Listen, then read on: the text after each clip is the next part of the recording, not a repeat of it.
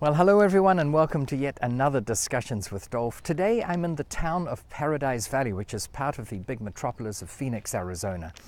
And you'll see that beneath me you see a lot of greenery. That is true of the whole region really. It's not really accurate that this is a brown desert. But secondly, the house you perhaps can see below me is one that has a bit of a view. And that brings me to a discussion we had not too many sessions ago where I talked about the ways of beating the average in real estate. And one way I said was to have a piece of real estate that was by a body of water, such as a lake or a river or the ocean. And we can generalize that to say that if your real estate has got a view in general, even if it's not of water, then in theory it will go up in value faster than similar properties that do not have a view. A point in case is this one here. I think it's fair to say that it's going to go for a premium and therefore also rise in value faster because of this view. Now, a view is not something everyone wants, because when you think about it, if your house is perched on top of a hill and you've got a commanding view over the whole surrounding area, that means anyone in that surrounding area also has a commanding view of your home, which means they can use binoculars and tell whether you're at home or not. And for some of you, you may not be bothered by that at all. You'd think, who cares? And you'd suffer that consequence to get the benefit of the view. But for other people who have a need or a desire for a bit more privacy, they might find that a little bit onerous. Anyway, as always, I'm here to answer your questions.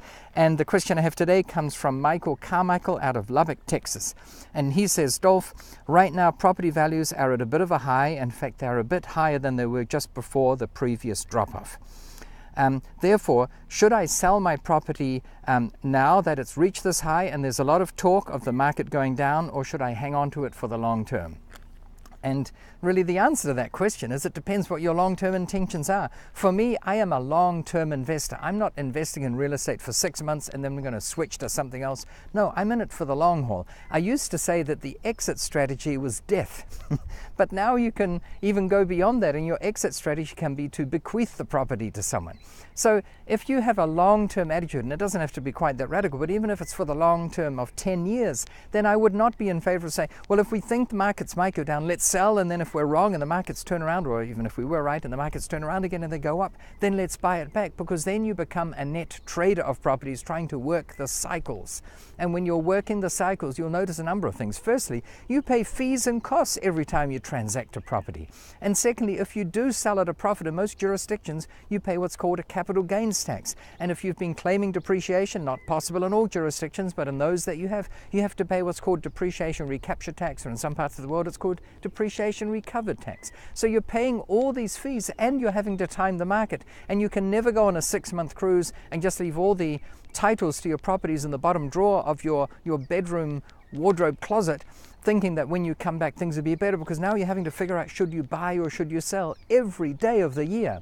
Whereas when you're a long-term investor, you do not worry about capital gains tax. Remember, you only pay capital gains tax if you sell. And if you don't sell, you don't pay it. And the value in general tends to keep on going up. And I know that my critics will cite countless examples where properties have gone down in value, and they do. But as I also believe I said on a previous occasion, I have not yet found a 10-year period in history in any country where at the end of 10 years, prices on average were lower than they were at the beginning of that 10-year period. That's why I say you've got to have that long-term outlook.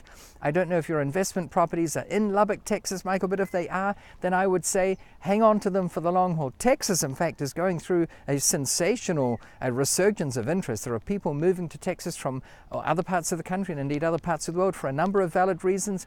The lack of state income tax is just one of them. Many international companies are in fact relocating in Texas, so it's become a very popular place for investors to be and for people to acquire real estate. So anyway, my general view is hang in there, but make your own decision. Use what I have to formulate an opinion and then decide for yourself. Anyway, that's all we have time for. I hope to see you next time, and in the meantime, as always, successful investing. Thank you.